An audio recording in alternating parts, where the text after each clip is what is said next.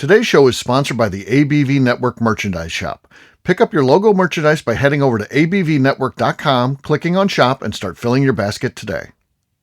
We are also sponsored by the Bar to Go. The Bar to Go offers a fully customizable carrying case that allows you to take your favorite distilled spirits or cocktail ingredients with you. Whether you're looking for something for yourself, a customized gift, or logoed items for your business gift shop, the Bar to Go can help. Check them out at thebar2go.com. That's the number 2 in the Bar to Go. Don't forget our friends at Neely Family Distillery now ship their unique distilled spirits directly to you. To order yours, simply call 859-394-3258. Tell them the ABV Network sent you. And now, on to the show. Let's drink!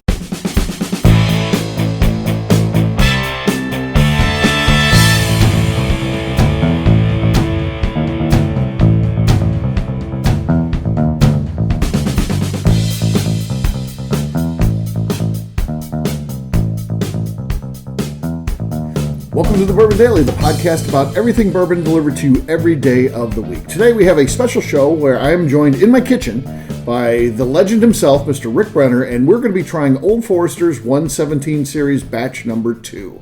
Hey Rick, how you doing, man? Not too bad. Yourself? I'm doing good as well. So this should be a fun one. What I like about this series is it's out under Jackie Zykan's signature. So it's truly her product that she's doing at Old Forester, and it's been such a joy to watch her career just take off. And I don't know, you're a St. Louis guy like me, and I hope people understand the level of pride that we have in one of our own. Exactly. Becoming one of the key players in bourbon. She's big time. Exactly. Yeah. If you had to list A-list people in bourbon, Jackie Zykan is in that list. Of them. Yeah. And she's done that all herself. She's self-made. There's no one. She doesn't come from a family, Rick. So many in the bourbon industry, no. you come from family. She doesn't. She's Her family's in a different business. Right. Exactly. So she's done all of this herself and raised to the highest levels in bourbon. And you know what? And she deserves every one of it too. Everything, she does such a great job with the tasting. She does excellent with education. Her first role was to educate bartenders about Old Forester. She excelled at that, and now she's kind of the face of the brand. I mean, when I think of Old Forester, their master distiller is Chris Morris, and I don't even think of him. Actually, I think the number one person I think of is Jackie Zykan, not Campbell Brown, the president of the company, right. not Chris Morris. I think of Jackie Zykan. Yeah. So, and I don't think that's unusual. I don't think that's just because we're St. Louis. I think everyone thinks of Jackie when they think of Old Forester. She puts herself out there more than anybody else. Yeah. Yeah. Her content is great because it's that combination of, things about her company, but then just enough like personal stuff. You feel like Jackie's your friend if you just follow along what she's doing on like Instagram or Facebook. So yeah, it's cool.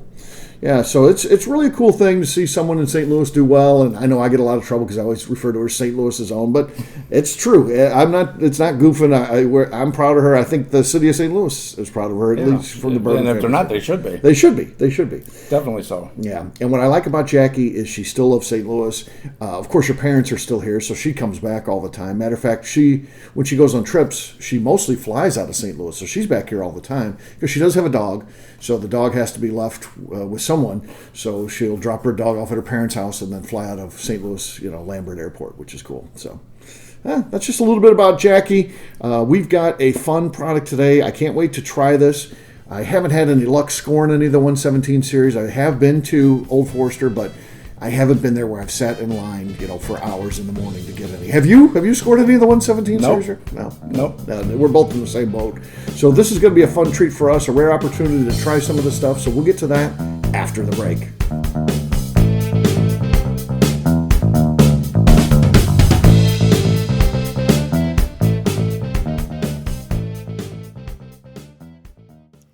Hello, this is Steve Akeley, owner of the ABV Network, and let's talk for a moment about our sponsors, the people that make this show happen. First up is our friends at Moonshine University. In 2017, I completed my Executive Bourbon Steward certification at their office in Louisville. The information I learned through lead instructor Colin Blake and their team there is something that I continue to draw upon frequently in my role at the ABV Network. It truly is the standard of establishing a benchmark of knowledge of the bourbon industry. From history to production to brands and people, it's all there. Check out their full listing of programs, including Executive Bourbon Steward Certification, production classes if you're considering starting a distillery, and much more at moonshineuniversity.com. I also want to talk about Neely Family Distillery. Back in May of 2018, I met Royce Neely at Limestone Branch's Craft Bourbon Festival. It ended up not only being the start of a great friendship, I started to truly learn about what makes craft whiskey so amazing. You see, I had been a bourbon drinker for over 30 years at that point, and like many people who had been drinking bourbon a long time, I was hard-coded into thinking big bourbon was where it was at and craft was on a journey to get there. Spending time with Royce and learning the things he does to make his whiskey taste better started to really get me to appreciate how things like sweet mashing, open top fermentation, pot distillation, and the grains you are using not only makes your product taste better coming off the still, but also out of the barrel as well. I still love heritage brands and they make up a bulk of my collection. But when you find a craft distiller that is truly dedicated to the craft of distilling, you are drinking some of the best whiskey out there on the market today. That's exactly what's happening at Neely Family Distillery today. Check them out on the web at neelyfamilydistillery.com, or better yet, stop by and see them at their distillery in Sparta, Kentucky. And now, back to the show.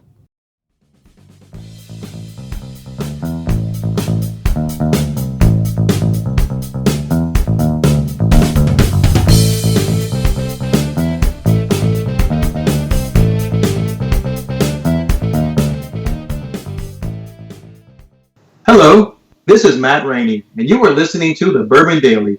One day when I grow up, I'm going to grow a big boy beard, just like Colonel Steve. All right, everybody, welcome back again. We're in my kitchen here today, a little remote broadcast, not too far, probably about, 30 feet from the actual studio where I record everything else, but totally different feel because we're at my kitchen table. I've got the legend himself, Rick Brenner, with me. And our job today is to try the 117 series batch number 2. This is a media sample, so we didn't score a bottle of this or anything like that. So this comes from them. This is, it says Warehouse K barrels of Kentucky straight bourbon. The proof is 110. This was released in August of 2021. And of course, just like the regular bottles, it has Jackie Zykan's signature on there because everything goes out under her signature as the master taster for the company. So, Rick, with no further ado, let's talk on the nose what we've got here. So, on the nose, it just, you get some classic notes of caramel. You get some oak there. Some vanilla. Some vanilla, certainly. Absolutely.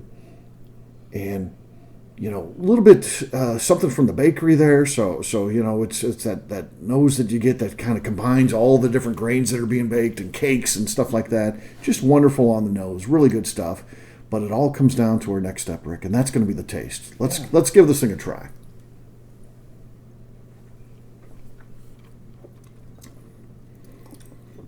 Wowzers. So that is really good, insanely good.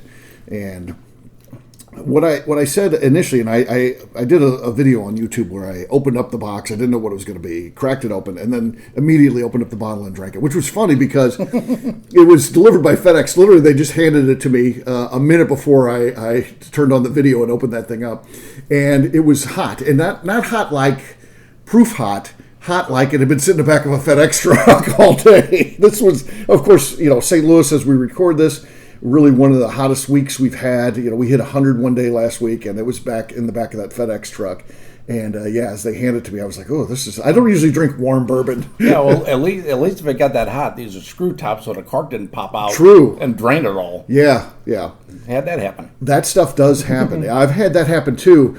And you don't even think. I've never had a terrible one happen. The worst one that I ever had was I was getting a bottle of the decanters of the Old Fitz, the real fancy ones that they've got now, the bottled and bond Old Fitz. And I was picked up one for me and one for our buddy Paul Casamatis. And one of the corks blew off that. It was a hot day, and I had it in the back of the car. And, I didn't know if he was planning on saving it, so I just took the one that opened. It didn't pour out or anything. I had it sitting upright, thankfully. But, yeah, that was the worst one. And I guess the other worst one that I had was Royce gave me bottle number 1 of his absinthe. And same thing, it was not even sitting on the car that long. Again, sealed up, literally plastic seal on there. Blew through that. Yeah, which was amazing. And but I still count that as never been opened because I hadn't left distillery property yet. My car was parked at his place. I had thrown it in there so I didn't forget it. And when I go out there, I'm getting ready to leave. I see that bottle's open, and I had him reseal it. everything. So I consider that bottle brand new and never been opened, Rick. Yeah, no, the worst I ever had was, nothing really bad happened, but I had left about a half dozen bottles of experimental stuff from Still 630 in a case out in the trunk of the car. Yeah. I left it out there over the weekend. Oh, man. And I go to get it out, open the trunk, and there's 6 bottles with no corks in it. Yeah. It's like boom, boom, boom. I'm like, okay. But were they all sitting upright, or did you They're have all any sitting upright. Oh, that's okay. But they were sitting open for a a couple of days. Kind of weird. Yeah. I joked with Dave. I said, you got to have stronger tape if that's the way you're going to seal your bottles, because they don't hold up to... Yeah. My wife will, she thinks that I'll grab the bottles out of there because I'm worried it's going to go bad. Like if you had, I don't know, something like maybe a soda, but and you leave it in, even though if it's totally sealed, you leave it in, a car that gets, car gets 150 degrees or whatever it is inside. She's like, but it's not going bad because that bourbon's been sitting outside since it was made. That doesn't affect it at all. That has nothing to do with why I grab them in when I'm out and traveling, like at the hotel at the end of the day. I'll grab them and load them all in the hotel room because I don't want things sitting on the car where they might blow off. And she's like, oh, because it's going to go bad. I'm like, no, it doesn't go bad. Sometimes I wonder if I stay a week in a hotel in Louisville, and after all my bourbon shopping, it all ends up in a hotel room. By the end of the week, the maid's looking, right. What the hell is this guy doing with 30 bottles of bourbon? Is he going to be opening a bar here? Yeah. So we kind of do the same thing. I go through the same thing as you do. So, yeah. Back to this one on the taste. My initial thought, of course, was like a cinnamon cake because I get a lot of cinnamon off of this one. You get kind of the icing too. It is sweet.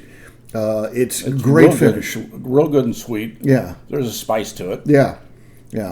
So and the spice.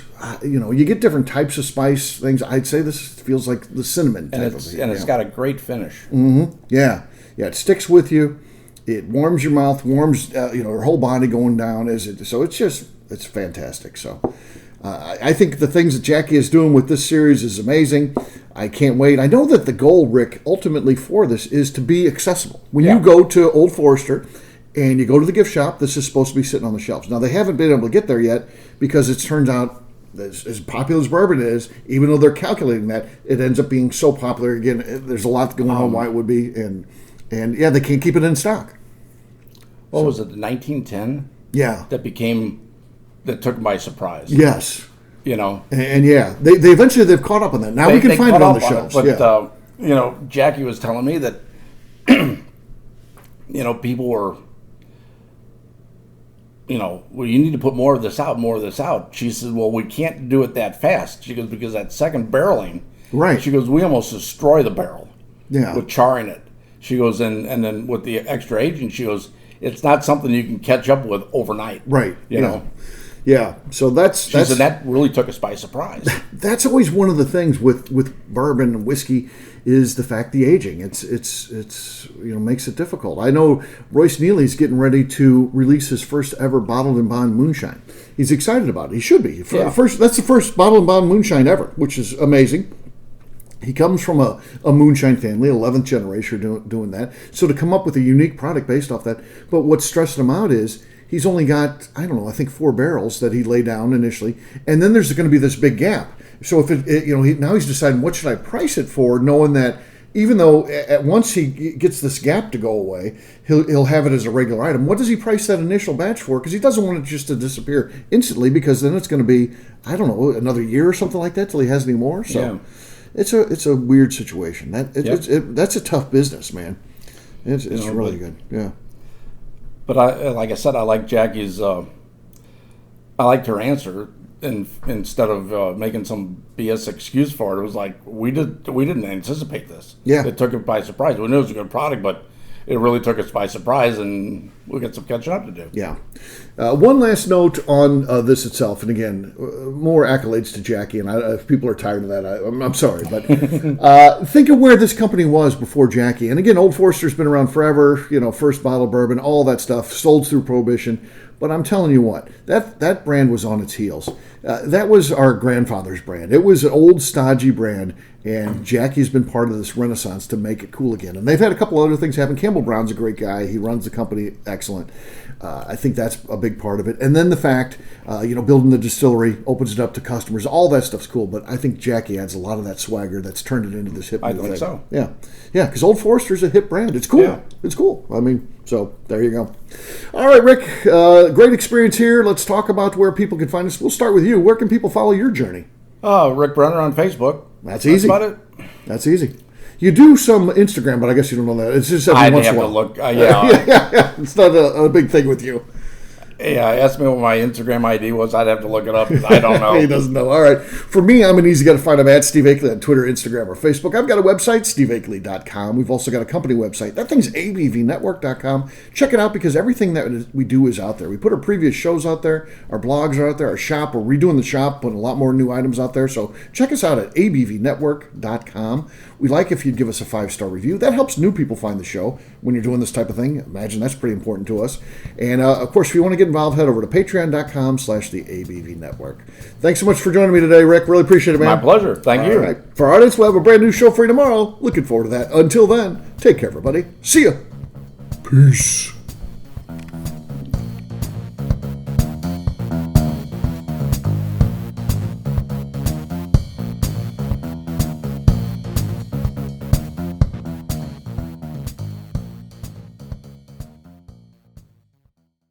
Before we finish the show, let's chat for a moment about Moonshine Still Pro. Moonshine Still Pro has a full line of products to help the home distiller. Whether you just want to experiment on a small scale on the stove in your kitchen or try your hand at a bigger setup in the backyard, Moonshine Still Pro can help. They have different still offerings as well as accessories and even grains from Goldstone Mill to help you make whiskey on par with what you get from your favorite distillery. They can even assist with a DIY still project by supplying some of the parts you can't make yourself. Check them out at moonshinestillpro.com. At the ABV Network, we're lucky enough to have some great friends. Amongst those friends is the Goldstein family, owners of Goldstone Mill. Goldstone Mill is a full-service mill offering a variety of heritage and heirloom grains. Their unique approach of working with mills around the country allows them to offer you affordable shipping opportunities to meet the unique needs of your distillery or brewery. They will consult with you to ensure the grains you are selecting meets the unique flavor profiles you are looking for. If you are a home brewer or distiller and you're looking for the grains that your local distillery or brewery uses, Goldstone Mill is the place to look. Check them out on the web at goldstonemill.com, call them at 217-254-6613, or shoot them an email at hello@goldstonemill.com.